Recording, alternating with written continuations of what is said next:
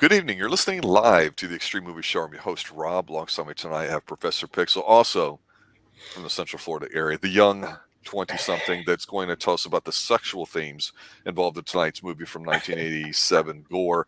And then I've got RDV, like totally 80s dude, who usually does 80s-based movies with me on Tuesday nights and whatever the hell we decide we feel like doing because, damn it, we're that damn good. And guys, tonight, this movie, Gore, we talked about Jack Palance last week. We talked about certain heavies, and I've got to say this. We just went live with our monthly review of the most recent James Bond movie that we're watching in order Professor Pixel and I did, and we did The Spy Who Loved Me, which is great, except for forgettable villain. When I watched Gore, I thought to myself, Oliver Reed is the badass motherfucker that would have been great as a Bond bad guy because he's got charisma, he's got presence, he can say things like, hundreds of them. Men, women, and children shall all be tortured. And you're about to piss your pants because he's that good. And unfortunately, we do not have any more Oliver Reeds out there at all, too, because when you have a heavy like that in a movie like this that's very 80s and very cheesy, it still works and it's a lot of fun. I gotta say though, Rob, though, every time he whispered, I kept thinking, ninja. I know, right? I mean, this is a canon classic. Let's not forget, canon films has always been good to us. Which of course referring to the Octagon with Chuck Norris and him with his self-thoughts. Ninja. Listen. Welcome to Gore ASMR. Yeah. I'm rubbing my face right now. We're talking about Gore. I want to put you to sleep. Yeah, so this is not a movie that would put you to sleep, unlike the last 20, 30 minutes of The Spy Who Loved Me, or really any James Bond movie up to this point that we've covered in order. But Gore is one of those typical cheesy sword and sorcery sandal type movies with, dorky guy who can't get laid because if he's too smart for his own good. And of course, fantasy worlds, that can happen. And it's got real fires and like dogs running around and people getting burned. And it's a light Conan ripoff. But really, actually, guys, you would know better than I do about potentially any comic book and or graphic novel sorts of things with Gore, because Gore was an actual series. This wasn't just made up for a film per se, and they even made sequels too. But overall, conclude my initial thoughts with this is that it's enjoyable, it's fun. If you like 80s movies, this is a fun one to watch. It's not as serious as a Red Dawn. It's not as clean as an E.T. It's just goofy, juvenile kind of stuff, and it works. And damn it, it makes me really love the 80s even more. RDV, let me start with you. So in case anything you say might influence Pixel, since this was a first watch for him. What's your take, RDV? Like you said, this is a movie I just stumbled across a couple years ago, probably 10 years ago, probably, if I think about it. The Roku player. They had free movies with ads, and I was like, Gore, what is this? Because I was gonna kick watching all the, I'd watched Conan the Barbarian, and Destroyer, and just watching all these different, B movies. And I came across Gore. I was like, I've never heard of this. But then I read this description based on a guy puts on this ring pretty much. It ends up transported to another world. I'm thinking this is John Carter. This literally sounds like John Carter, Warlord of Mars. Right. But obviously this was written later, just based off a book called Tarn's Band of Gore, which came out in 1996 or 1966, by actual professor herself. Ironically, so he wrote himself into the book. That sounds like it's. As a dopey guy, he ends up getting basically getting snubbed by Brandy, or not Brandy, but Beverly. Sorry, Beverly. I was about to say she's not a fine girl. Because Beverly left with Arnold Vossel, aka Norman, in the Jeep. Yes, the guy from the Mummy from the Brandon Fraser movies. The Mummy. He had hair back then, and he had a Jeep, and he had cool Miranda sunglasses. He was a douchebag guy back then because he wore Lacoste. Yeah, actually, no, he had the Brett Hitman Hart glasses on. That's what he had on. Before the Hitman, there was the Mummy guy. Yeah, I mean, I can tell it's low budget, but it's fantasy. Rebecca Ferrari, Playboy Playmate. Obviously, why Pixel's sipping up there in the corner with the photo on, because how could you not? This girl went on from this to Ace Ventura: Pet Detective. Yes. The one that thanked Ace for saving the Shih Tzu early on. I mean, she was at the time at the top of her game at this, because this came out in '87, I believe. Yes. She had just got in Playboy the year before, actually in June, my birth month. Yes, it's a sign. No, she was in Three Amigos. So I mean, like, this girl was in a few different movies, but wow, and you put actually a good-looking woman who actually is a woman and just oozes sex appeal into like a barbarian outfit. I'm just saying, I'm hooked. Okay. You know, I could care less how bad this movie is. I was staring at her the whole entire time. I'm sure you were. Can I talk now? Your turn. You'll be Go quiet ahead. in the corner and you'll like it. So I want y'all to guess when the last Gore book came out. I want to guess. I'm going to say he's probably done them every now and then, so maybe within the past 10 years. Oh, do you have a guess, Bankman? I would say the 90s. His first book came out in 1966. Just to give you some. Oh, jeez. Yeah, So guess. I would say either 80s or 90s. His last book, at 91 years old, that's how old he is right now, came out this year, August 30th. This man is so he loves his world very much, and you know, you joked about it, Rob, but that is a huge part of his series. I made a joke before to somebody saying, well, you know, Tolkien slipped in his hairy foot fetish into Lord of the Rings. Well, here, John Norman, as he goes by for his books, has gone ahead and made his dom sub relationship kink his major social. Yeah, 37 books. This man, I have this morbid curiosity because this movie, it's not great. It's not. But that being said, you're absolutely right, Venkman. John Carter of Mars, it has this exact same vibe. And so there are awesome ideas that come into this movie. I think the performance of the bad guy in here is enjoyable. Yes, it's very campy. It's very campy. But there's far more. What did we talk about last week? Hawk the Slayer. There's far more elements here that I think are more interesting. Even his name has passed my mind. Jack Palance. Jack Palance. Even him, with the few minutes he has at the end of this movie, because that's all he gets until the next one, he goes ahead and sets it up, and there's something interesting there. So I gotta go ahead and give them that. I, like I said, have this morbid curiosity to dig into these books now. Because how do you have 37 freaking books set in this world, and how much lore is there? As for the movie itself, though, there are problems with it, obviously. But there's so much. We talked about Black Widow, Venkman, or yes. I guess Froggy and Puppeting did. And we kept talking about the ass shots. There's no ass shots in here. It's all ass. Just ass out everywhere. And it's ridiculous, the costumes. Well, no, it's basically what you got with a lot of B movies. It's the whole sex stuff. Yeah, so you had the guys with the shirts off. You had the women basically, wearing the unitards, or the two-piece bikinis, the chainmail, something, It's a surprising amount of cheeks out. Okay. Yeah. So now you understand why Red Sonja was created out of the Conan stuff. Oh well, yeah, no, I get that. Of course, the popularity. That's because. But Xena. I would suggest to you, Venkman, that movies today for quite some time do not celebrate sexuality in a healthy manner, whether it's the male or female body. And, we talked about how Top Gun has the volleyball scene. It's very homoerotic.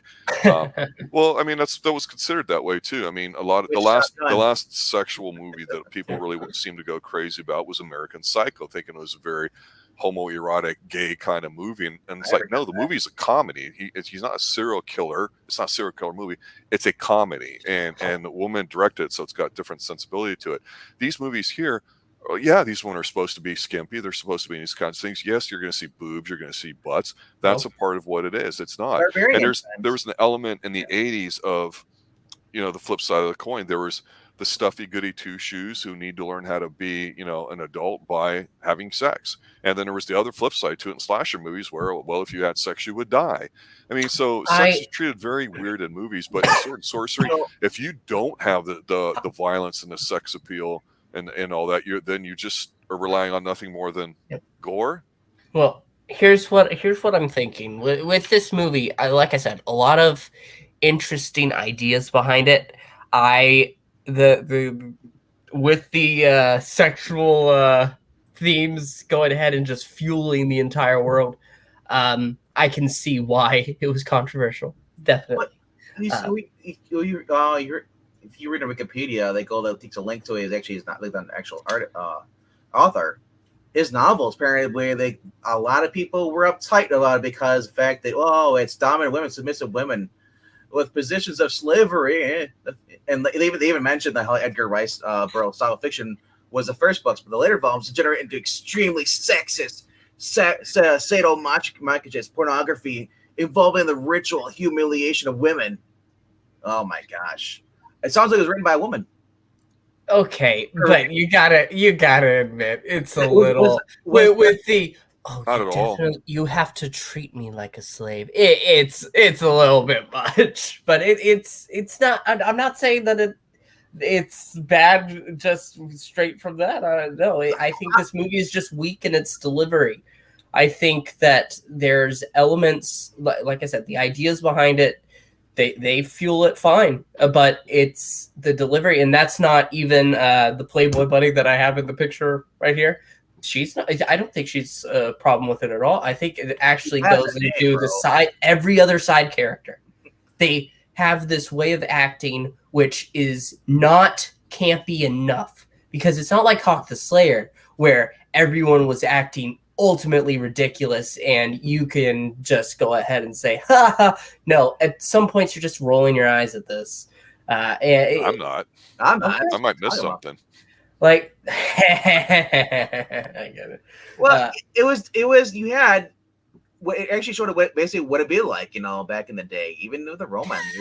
I was just saying, you had the slaves, you had the degenerates, the outlaws. There's the guys in there. It's turned up to 11 though. But no, what do you want? It's realistic though.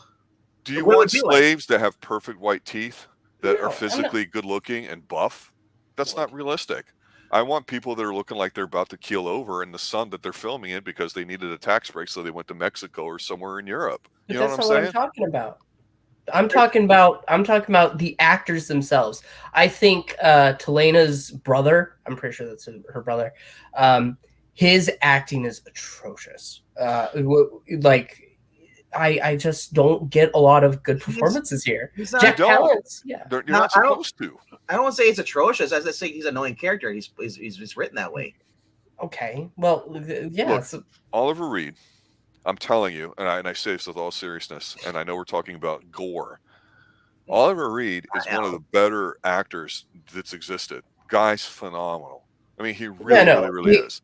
And so when you have him in a movie like this, I don't care how good everything else is. It's going to make everything else look weak in comparison. So if these guys are mid at best, they're going to look like crappy actors. So I agree with you on that. Yeah. So, but with that, I feel like I just feel like it's weak. Like the themes and stuff. No, those are strong. But when it comes to the actual plot, it's I don't know. I'm not happy with that. You read the John Carter and Mars stuff, the storylines and stuff. The books by Ed Rice Burroughs. Yeah, they're not like solid as you would think. They're very similar to this. I said they are. Yes, I agree. I want to ask you this to see if we can understand a little bit better. I'm the guy here on the Xtreme Movie Show doesn't really care for all the Marvel and DC films, and I say that a lot in preface it so our newer listeners understand that. So I don't try to shit on them and all that, but the bottom line is if I look at a movie like this and I look at anything that's produced in terms of Marvel or DC over the past 20 years, with maybe one or two exceptions, there to me is not that much of a difference. I'd rather see cheap shit effects like from this film with 1 or 2 good actors, and even if the rest or whatever, then 2 hours of green screen nonsense and even worse writing and dialogue and acting. True. Like Wonder Woman, for example, completely horrible, worse than this in terms of acting. None of this was green screen. This is all shot on location with props and everything. Yeah, well, You're even fun on the story, bro. I am, but okay, we're talking about different things now. No, what I'm saying is, when I I'm don't saying you say this is weak, but then yet I think you like a lot of generally the stuff that's been out the past 20 years. I'm trying to understand what the difference is there. I think that there are okay, Wonder Woman 1980. What is it? 84. Either of them. It's no the first one is definitely stronger than the second, and it's better than that. But that's just the best of the worst because it's still trash. My point is that they're all CG though. This is all prop. Who the fuck cares? I care. A lot of people care, dude. I care. Because now they use CG to do what they couldn't do with props. Yes, I understand that. CG. I'm talking from a story perspective. I never said a thing about props or the sets or anything like that. I'm saying from an acting and storytelling perspective, this movie is just weak. It is. I think that it could definitely be better. I think that it has a structure that could work, but it's weak in its delivery. That's all I'm saying. Do you hate Conan the Barbarian? No, I don't. It's the exact same acting you're getting in here as you're getting in that movie. Oh, well, I've never seen the movie. I thought you meant the character. You've never seen Conan the Barbarian? No, I've never seen Conan the Barbarian. No. Okay, so I will say this in Conan: a couple of the main actors have never acted before in their life. Oh, jeez. And there's a lot of talk about Arnold, whether or not he's a good actor or not himself. I think Conan's the epitome of sword and sorcery movies when it comes down to it. I think it pretty much starts and begins with that. And there's a lot of them out there. There's the Hercules movies with Steve Reeves and everybody else. Those aren't the greatest. There's your Ray Harryhausen ones, the Sinbad ones. Those are a lot of fun with the animation. They're kind of weak in their delivery too. So I can take a mid-level kind of delivery like here, as long as you've got your props and you've got some solid stuff to it, and there's an earnestness with it. So I don't expect it to be an A movie. It's certainly not. But like I say, it's not bad or weak compared to all the crap that's been out the past 20 years with all the CGI and everything else. And the comparison storytelling wise is there's at least a story in here, no matter how silly it is. Whereas you look at Wonder Woman, you're like, there's no story here at all. It's just spouting off a few things and a few big set pieces, and that's it. That's weak. I mean, it's certainly not strong compared to this film story-wise. What about the story do you not like? No, I'm saying that with how the story comes together, I don't have a problem with it. It just feels weak. Well, it's like everything $5 budget. What do you mean? Okay. Well, I'm just saying. I'm not saying that it's a horrible. It's garbage. This is the worst thing I've ever seen. I'm not saying that. So what? Well, you say the story feels weak. What about the story feels weak? I think getting through the actual traveling of it, like we were talking about Bond before. Right. Whenever we go through the story, everything has a flow, and the flow stops right at the end.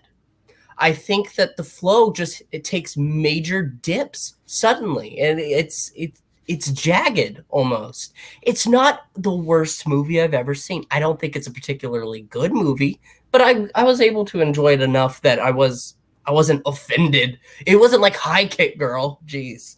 What do you have against High Kick Girl? Asians now? Wow. I have a lot against the storytelling of High Kick Girl. A lot. But you know, it's just Avengers, bro. I'm just saying. When we talked about Hawk the Slayer last week, one of the things that you're able to enjoy is that it feels like a parody. I'm not treating this like a parody. I don't want to treat this like a parody. I think there are things in here that could be done well. And sadly, I'll agree with you on that. I don't think it's like that. And the way I would describe it, if I'm understanding you correctly, is this. Sometimes I watch a movie and I go, yeah, it's all right. But then I get frustrated because I go, ooh, they could do this with it or that, or it's got like an extra dose of meat in here that I wasn't expecting, or it's got this here, or that's cool. And damn it, it's okay by itself, but it could be so much more. You know, it's like and so I try not to let my frustration of what the movie is rather than what it could be affect it. But sometimes that comes out. Well, again, no, I'm not saying that I have a better idea of how to fix it. I'm not a filmmaker. I can watch media and I can say what I am able to enjoy about something, what I dislike about something. But I am saying that I think that there's just some disconnect between departments for this film that just didn't do it. It's not even like, oh yeah, sure, the costuming is really ridiculous, but I didn't mind it. I didn't like. It's not. I made jokes about ass out, sure, fine, but it's not an element that I look for. One of the most important things when watching a movie, when reading a book, when all that is how a story comes together. And I think that sadly, the story it's just thrown together more than put. I disagree. I disagree. Okay, well that's fine. Costuming was spot on for what you'd have in a barbarian film. It's I don't know what you expect for it to be differently. Why we change on the costumes? It's like you didn't listen to a thing I just said. Well, yeah, you admitted that you're full of shit. That you hate these things, but you're not a movie director, so you don't know how to improve it. So why would you get better then, if you're not a movie director and all that stuff? You don't even know how to improve it. So why you say, oh, it could be better, but you don't know how? That's not my job. Let's not just get settled down here and argue about something specific here. So, look, it's certainly not a very popular film. It's got a cult status to it. It's a canon film. So canon films that, like you and I have covered, they know that are low budget. Yeah. They know that they're trying to make a serviceable movie. And it's like the old expression, you hear about it before, like with filmmaking back in the 70s, where you had a bunch of people that now are super popular, made tons of allegedly great movies. The idea is that, like for writing, everybody's written a great first act to a novel, the great American novel, whatever that novel is going to be, but they can't complete the goddamn thing.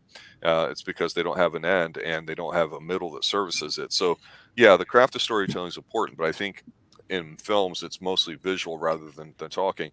Here you look at it, you don't know what the hell's going on, you don't remember people's names, you go, okay, dweeby guy whose girl shits on because he's a loser, meets hot chick, and there's a lot of ass floating around here too. Then you got creepy bad dude guy, you get fires in the background, you got people getting slaughtered. Okay, I don't really have to think too hard. It's just vertically challenged people calling people master. Yeah, you had a vertically challenged guy in here that was in there, and so you had all these gimmicky stuff, but it's like, I don't know how much of a story there really needs to be. Okay, yeah, I mean, yes, but it's like what I know that we haven't streamed with England in a while, but he says something about okay, but there are movies that he goes into and he can just shut his brain off. But it's complicated for me to just shut my brain off for this when I like aspects of it. When there are things in here that are enjoyable, that could genuinely be good, and they're just not. No, It's not like, I get it. Yeah. So I'm not trying to rip in a new one and say, oh my gosh, this is horrible. It's not horrendous. It's nothing like you're like a woman. Jeez, bro. Well, no, it's actually like the movie we just covered live, and that would be The Spy Who Loved Me, because the last 30 minutes. Well, that wasn't live, sir. That was offline. The last 30 minutes of it were something that just ends up being a big shootout, big action fight. That's what they do in Bond films, and we don't really care for it. But the story with the bad guy is really nonsensical. It's hardly there at all, too. And it's kind of like how it is in this film. It just serves a purpose as an anchor to have everything else go on.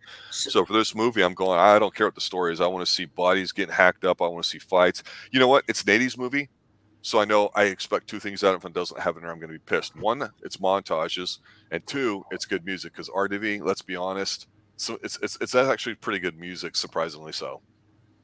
Really? I think so. I honestly feel Hawk the Slayer had a better motion picture soundtrack than Gore. I like them both. The opening song of this was actually pretty cool. It was very 80s. Everything was very 80s in the very beginning. When he goes into the score as far as traveling music, it felt like we would have any barbarian movie you would have. I mean, people. I mean, I would compare. I would say actually venture to say that this is better than Scorpion King movie with The Rock. Any of those movies. I've never seen those, so you're not missing anything. Oh, no, but I'm saying they tried to basically branch off The Mummy with that series, and it just felt flat. And they used a lot of green screen. I think a lot of movies need to drop the green screen, go back to this kind of stuff here. And as far as acting, man, bro, it's more about the story than it is the acting. You talk about acting. This isn't Tommy Wiseau level. This is actually good acting. I didn't say it's Tommy Wiseau level. Well, I didn't say it was good. I didn't say it was the worst thing I've ever seen. Like, no, the one that you talked about, Rob, what was his name? Oliver Reed. He was good. He was fantastic. But then you have, like I said, that brother who's there, and the main actor I don't feel is very good either. I agree with you on that. He's one of the weakest. Urbano Barberini. Yeah, he came off as a weeb. Yeah, a dweeb. That's what he was. But that's supposed to be. That was supposed to be his character, but eventually he did have character growth towards the end. You see, but I think even the growth itself, I think that the delivery of that growth, I think that's the problem here. I want more from it. I would like something a little more I want to like it. I really want to. Genuinely like it. Not in a bad movie kind of way. I'm sorry, he's no Charlton Heston, okay? I think that's our disconnect. So. Well, here's one thing, too, I'll just say, kind of generally speaking, is that when we call ourselves Extreme Movie Show, because we'll obviously cover anything, but that being said, we joke about the 80s being the funnest decade, maybe not necessarily the best. And the reason why is because you had a lot of these soapy, incredibly horrible films that just, tug on your heartstrings. People claim that they have such fond memories of, like E.T. and Goonies, when in actuality they're pretty horrible with some of the things when you talk about them. And then there's movies like this, canon films, that I just go, man, you want to get a feeling for the 80s? Don't watch the blockbusters, watch canon films. That captured the spirit of what was going on at the time.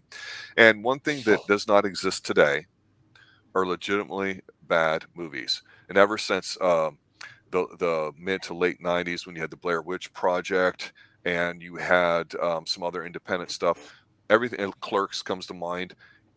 Anything that was independent was the term for people that were quirky or out from the mainstream, or anti-Hollywood, in the sense that they've got a special thing, but because movies are such big business now, they can't get their movies made.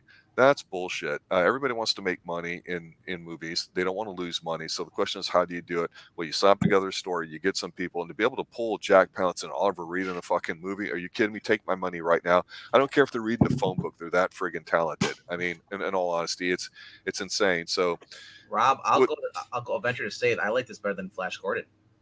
I'm going to disagree on that, but Flash is one that we've been saving because it's so damn good, and we want to have it either. Same level of acting to me. But well, there's some bad acting and some good acting there in that too. But Flash might be the best of all these, and with some of it, but it's also a bigger budget film too. It's not like this low budget. Timothy Dalton and Queen soundtrack. That's what I had. Well, I mean, if you think about it, the acting wasn't all that great, and it was over the top in Highlander, but god damn it, people love themselves some Highlander, and it's fun, it's enjoyable, and it's absurd. And in the 80s, like I said, there was this level of absurdity in films, whether they were good or bad or whatever. Just describing, you're like, no, come on, that's not how things were back then. We're like, yeah, because let's be honest, in the 80s, intellect in any movie was gone. This guy's a dweeb. He's a physics professor, for God's sakes, okay? Nobody cares about him. He's a dweeb. You have a lot of movies that showed people that were smart not really getting anything, so they ended up being the bad guys when nerds were put down, right? So you've got like this, where you've got the college scene at the beginning, which I always liked in the film too. Let's be honest, Indiana Jones, Last Crusade's got one in it. You've got other films that are in high school. That's kind of cool. But take this guy that basically it hits home for him because that's what the author was like. I don't have a problem with that at all. Yeah, I don't want to root for him because he is a dweeb and he's pathetic, but I get it. It's just that Oliver Reed is just so damn good. It's like, you want to root for the bad guy. It's like when Jaws first appeared in The Spy Who Loved Me. You're like, God, this guy's fucking cool. He's biting the shark at the end. Just take my money. So Johnny brings up a question, and it's true. Yeah, he actually played George in Demons. Urbano Barberini, whatever you call him, Barberini, did a lot of Italian horror movies. So it's funny. So him coming into this, after doing all those horror movies, was actually kind of cool to see actually crossing over, because not a lot of Italian stars crossed over. There was, and remember, this is because of canon too. We had the Italian guy play the ninja movie. Oh yeah, in a second best ninja movie of all time, because Yeah. the second one would be, of course, with Shoko Sugi. Yes. So it's not unlikely that Academy would actually get actors from all over the world to come and start movies. So I mean, that's kind of why this guy seems a little different than most you probably get, because he was Italian. And I think that's him trying to do an English accent. Maybe that's what messed you up, Pixel. But I thought he played the dweeb, perfectly in this, and he was all about, trying to find and do stuff. His grandfather left him this ring and all that stuff. It was really, you can tell this is really heavily inspired off the John Carter Warlord stuff. Now if they had a John Carter movie that wasn't Disney, not that one we saw, if they would have had one, it probably would have been the same quality as this coming out. But I look for a better quality. well, let's discuss that for a second, because, like, okay, I like your reference there to Enter the Ninja, which, of course, the person you're talking about is Franco Nero. Love the ninja movie. We've covered all the ninja movies here, or at least the canon ones, the big three: Enter, Revenge, and Ninja 3. And so, yeah, there's a certain kind of guerrilla warfare type aspect to the way they filmed it, because it is a minuscule budget, right? So when we talk about quality of a film, I don't necessarily mean how much you enjoy it or how good the acting is or if it's got a sweet ass soundtrack. It's nice when you have several of those things too, but I never saw the more recent movie John Carter that some people go, oh, it wasn't horrible, but it was whatever, and I think it flopped. But I'd rather watch a movie like this that might have cost $1 million to make, relatively speaking, and be at this level, than watch a $100 million piece of crap like all these big tentpole films that everybody tries to be safe and very vanilla about it. I'd rather them spend a little extra money or say, you know what? I don't give a flying fuck what the corporate office thinks. You're Oliver Reed. I don't give a shit if you wear that skull around your neck there too, because it's badass and it's going to help the film. You go right on ahead, sir. You do you. I don't know anybody that does Oliver Reed better than Oliver Reed, so I'll allow it. You get a little bit of that kind of stuff that can work in these types of films. So you're going to have a certain level, and this is where I was going to go back to you, Pixel, on, of inconsistency because of all that. And I can overlook that a little bit because of how it's being presented. And I know you're saying you want a bit, maybe with more professionalism to it and feel, but let's talk about the professionalism of the Bond films. Like I said, we just did Spy Who Loved Me. Great film. Don't need the last 20 minutes. But that took probably 2 years to make and film and budget and the lines. And, now we got to do this with the woman character because of what we did in the last one. And just here's $1 million.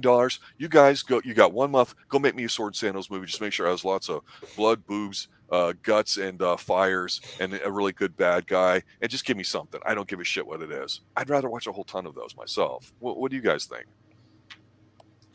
Like I said, I like these. Yeah, I agree with you. I do not like a lot of the movies today, because a lot of the movies today would never do anything like this. As far as takes fantasy stuff like this. Everything has to have a certain message to it over, and they ignore everything what people like. Fantasy movies are not actually, we're very rare. I mean, if we have fantasy stuff, we have the Lord of the Rings show, or it's heavily CG'd like Lord of the Rings. Lord of the Rings, imagine Lord of the Rings being done on this budget without all that stuff. I don't think, Pixel, you would have liked as much, even with the story.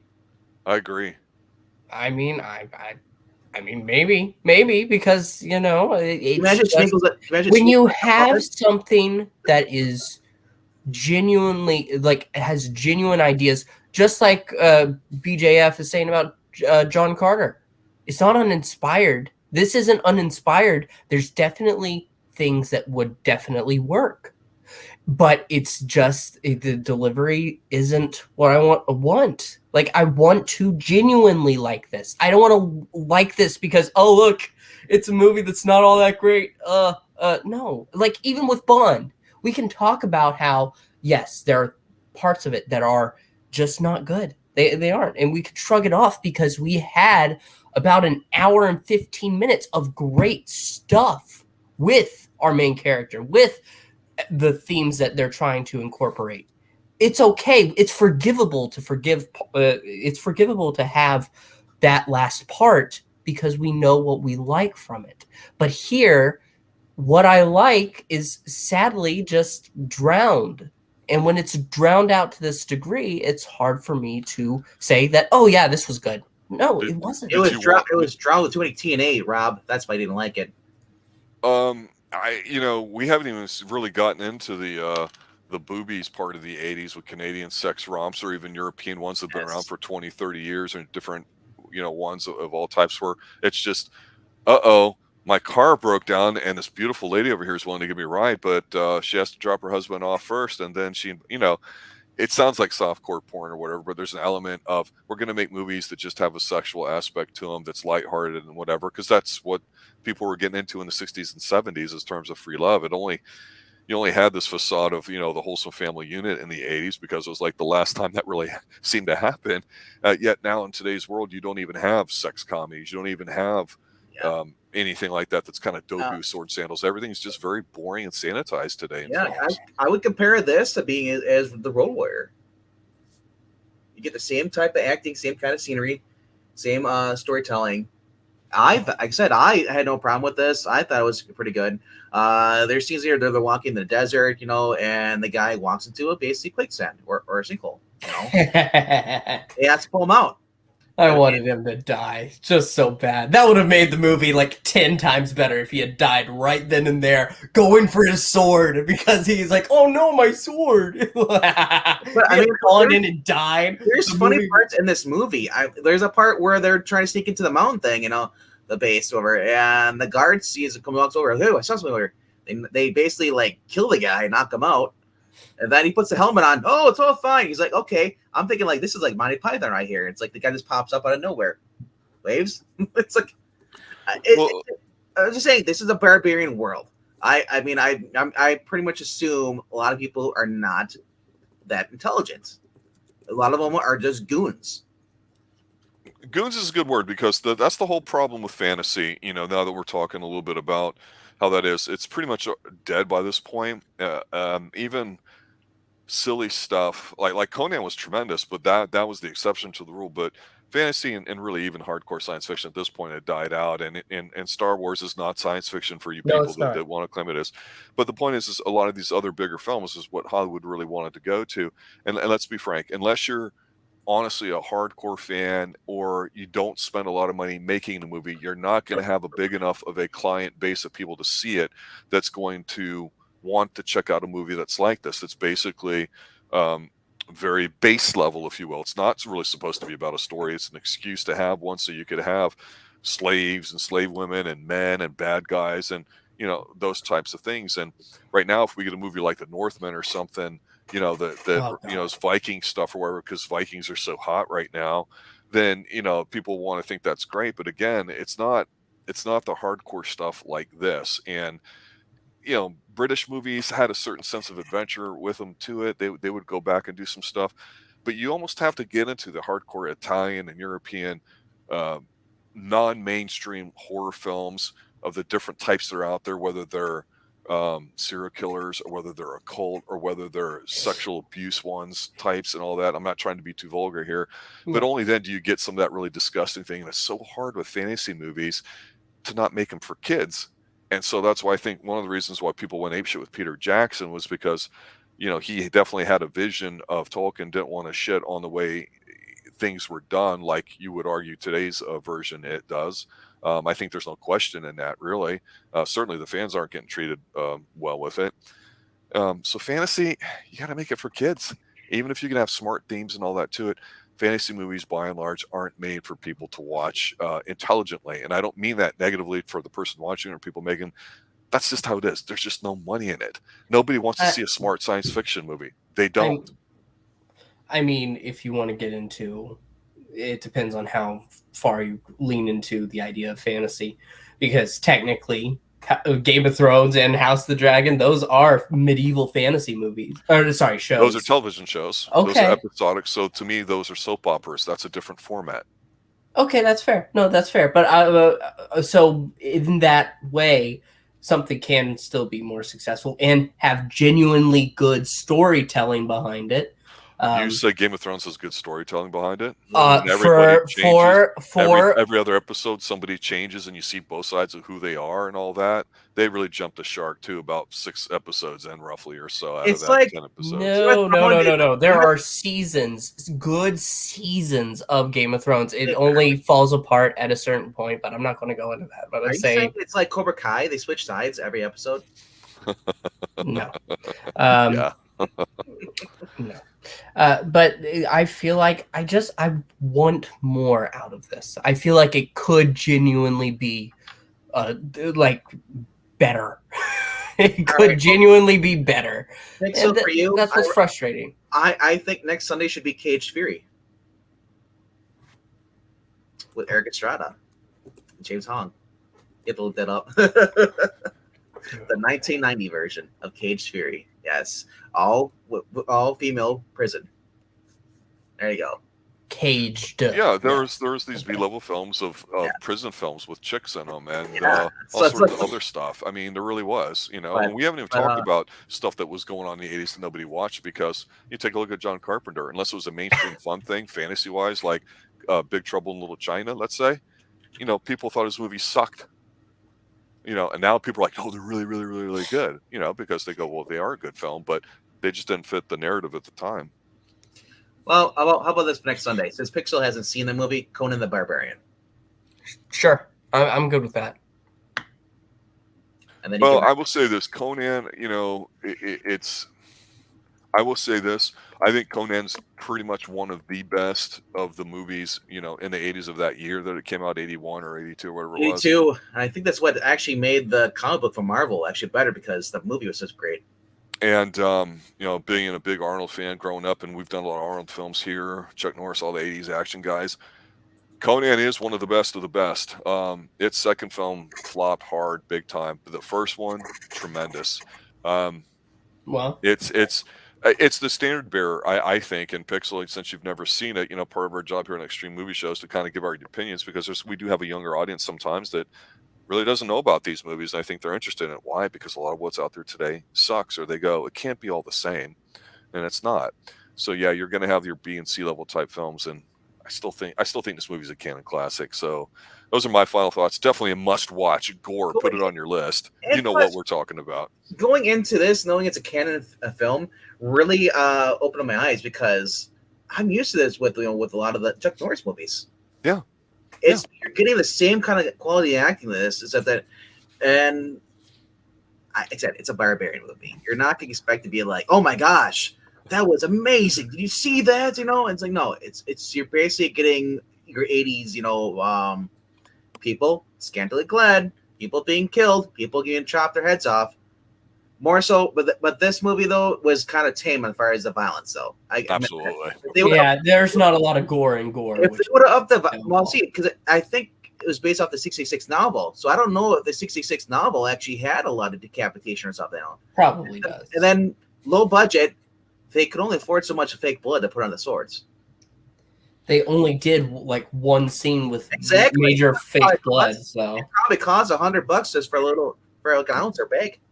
My brother could make fake blood at the age of like. Now you're just bragging, bro. Yeah, I am. He did it. He had a Rubbermaid that he made of it, because he was getting into like the behind the scenes of movies and stuff. So like at 10 years old, he could do it. They could do it. That's just weak. Well, what's not weak is the movie we'll discuss next week as we finish up here on the Xtreme Movie Show tonight. We'll go ahead and go forward with Conan, guys. Watch it. Don't watch it, whatever. We'll definitely going to talk about it. Yes. Phenomenal movie, A+ in my book. It's unfortunately a movie that we're not going to get a lot more of like that, certainly not by today's standards. And when people talk about, The Rock and everybody else, hey, Rock's got a nice designer physique. He looks big, but he's the exception. The body will be celebrated when we talk about Conan, because Conan is it's not just a male movie or a barbarian or a fantasy type movie. It's a movie about life and, just really cool shit, and it's done well. And Pixel, I want you, because you're our resident BDSM expert here, looking for those themes of movies. And you know what, the sexual nature of movies we've intentionally avoided for the most part here too, just because of algos and stuff. but I want you to pay really hard attention to the sexual aspect of Conan, because there's definitely a lot of it, and it's a sword and sorcery movie. It needs to be brought up. And It'll there's a be few scenes really that- hard. Well, you know, we That's did gross. cover, or I did mention how a surprising gem of a movie, even though it's absurd, was a movie that recently came out with the two ladies climbing the radio or the TV tower called Fall. I said my description was as the second best vulture scene in any movie after Conan, and you'll know that when you watch this movie on the Tree of Woe. So yeah, that I'm hyped up for it already. It's badass. It's Next really Sunday. cool. Arnold Schwarzenegger versus Al Roker. There you go. That's not fair, and that you're doing you're giving. I can't even say with a straight face. You can't say Al Roker. That's not right. James Earl Jones deserves better. Don't give him the Roker treatment. At least if you're going to compare to Al Roker, it was before he had the surgery. Yeah, sexuality is just another weapon of Conan. Oh my God, the witch scene in there. Pixel, that's your homework, buddy. All right, guys. Thanks for showing up to talk about gore, a very underrated canon classic. They're all really good, in my opinion. Canon gives us a treat. Without canon films, there would be no 80s discussion. There would be no Extreme Movie Show. Guys, want us to review Gore, the Outlaw? Let us know. Yeah, we're getting into the Halloween season, so we're looking to do some horror movies. Pixel and I, he wants to do some old classics, ones he hasn't seen, and there's some bizarre ones out there too. So it'll be interesting to see what we come up with and what you guys may suggest too. So, yeah, the best thank you for besides showing up that you guys can do too is letting other people know that we exist. Getting us on here. We're pretty consistent on Sunday nights and Tuesday nights. We may drop some stuff off occasionally during the week or offline, but those are our two really big nights for it. But by all means, we love it when people show up and there's something they want us to review, and so we can talk about it, especially if there's something big about it. So Pixel, your homework's the sexual part of Conan. I'm just going to gush over it, and RDV, you know, I've been holding off on that for a long time, so it's going to be a hell of a lot of fun. I don't Let's do even it. know about you gushing all over it, Rob. Yeah, to crush your enemies, see them driven before you. Yeah, to hear the lamentations of that woman. Yeah, Ed knows about it. Yeah, we had a request for something. Was it Monster House or something like that? There was that Beast movie we were supposed to do a long time ago. No, we had a recent request. I'm trying to remember what it was. This is one of our more recent streams there too. Blood Rage Johnny's talking about. Yeah, there's a lot of good stuff out there, and that's why we cover it here on the Extreme Movie Show. Guys, thanks for watching.